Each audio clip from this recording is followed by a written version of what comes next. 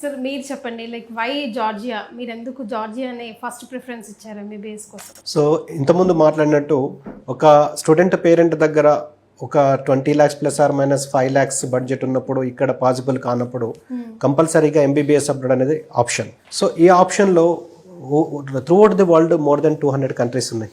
So ఎక్కడికి వెళ్ళి చూడాలి, ఇది అంతా ఎంక్వైరీ చేయాలి, ఎక్కడ స్టాండర్డ్స్ ఆఫ్ ఎడ్యుకేషన్ బాగున్నది, కమ్యూనికేషన్ బాగుంది, వీసా ప్రాసెస్ ఎలా ఉన్నది, ఇది స్టూడెంట్ పేరెంట్ తోటి పాసిబుల్ కాదు, అతనుకున్న అతి షార్ట్ పీరియడ్లో పాసిబుల్ కాదు.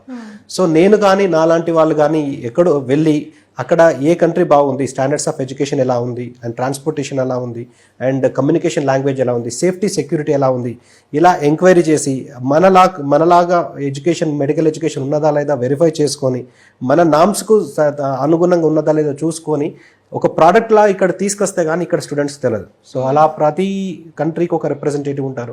మేబీ రష్యాకు ఒక రిప్రజెంటేటివ్ కావచ్చు, కజకిస్తాన్కు, కిర్గిస్తాన్కు అలా రిప్రజెంటేటివ్ ఎలా ఉంటారో, సో జార్జియాకు రిప్రజెంటేటివ్గా భాగ్యలక్ష్మి ఎడ్యుకేషన్ సర్వీసెస్ వ్యవహరిస్తున్నది. సో ఇక్కడ మేము జార్జియాని మన తెలుగు పిల్లలకు జార్జియాని ఇంట్రడ్యూస్ చేయడం కావచ్చు, సో జార్జియాకు ఎక్కువ మంది ఎవ్రీ ఇయర్ స్టూడెంట్స్ని పంపించడం కావచ్చు.